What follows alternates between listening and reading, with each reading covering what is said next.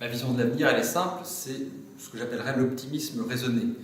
Raisonné parce que j'appuie cet optimisme sur des faits, sur des chiffres, sur des tendances à long terme qui nous montrent que, contrairement à un discours trop souvent véhiculé par les médias, notamment, et contrairement à un certain pessimisme ambiant, le sort de l'humanité ne cesse de s'améliorer dès lors que l'on se situe dans le long terme, dès lors que l'on regarde tous les progrès qui ont été effectués, tant dans le domaine économique que celui de la santé ou même de l'environnement et aussi des ressources, bien d'autres domaines, depuis 2 siècles notamment. Donc c'est un optimisme raisonné, un optimisme basé sur des faits, sur des tendances à long terme qui, à mon sens, ont toutes les chances de se prolonger dans l'avenir.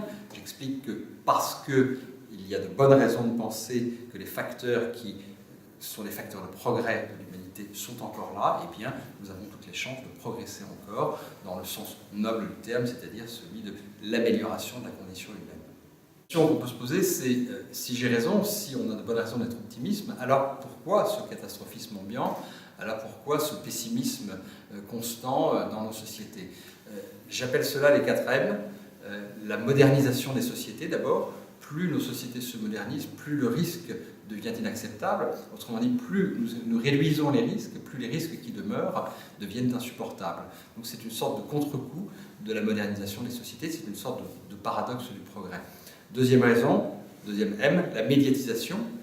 Les catastrophes qui se produisent, les événements négatifs qui ont lieu, sont répercutés de manière constante, 24 heures sur 24, avec les moyens d'information actuels, les chaînes d'information permanentes, les sites internet qui non seulement véhiculent, mais grossissent, agrandissent, produisent des effets de loupe sur les événements négatifs au détriment du positif.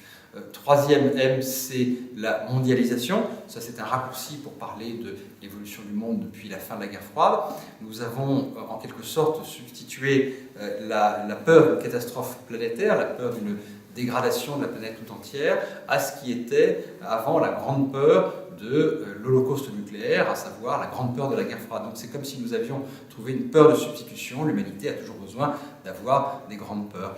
Et puis, dernier M, un petit peu plus compliqué, c'est la modélisation.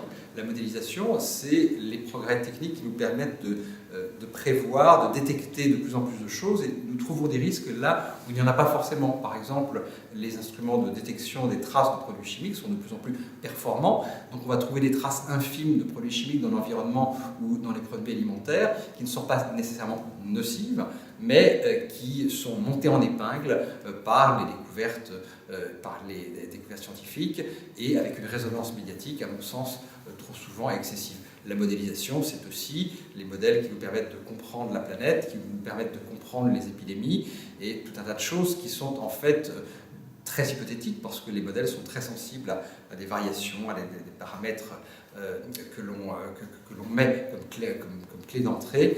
Et donc, méfions-nous de la modélisation. C'est un facteur aussi de catastrophisme un petit peu excessif, même si c'est très utile. Mes recommandations, c'est d'abord d'accepter que le risque continue à faire partie de nos sociétés et qu'on n'éliminera jamais totalement le risque. L'enjeu, c'est de développer la résilience de nos sociétés aux risques qui demeurent, qu'il s'agisse des catastrophes naturelles, des catastrophes technologiques, des épidémies ou d'autres événements. Le risque fait partie de la vie, on ne pourra jamais éliminer totalement. Toute activité humaine comporte des risques. Le corollaire, c'est de n'appliquer que de manière stricte ce qu'on appelle le principe de précaution. Le principe de précaution, ça ne doit pas être un frein au progrès, ça ne doit pas être l'élimination du risque. Encore une fois, le risque fait partie de la vie et on ne progresse qu'en prenant des risques.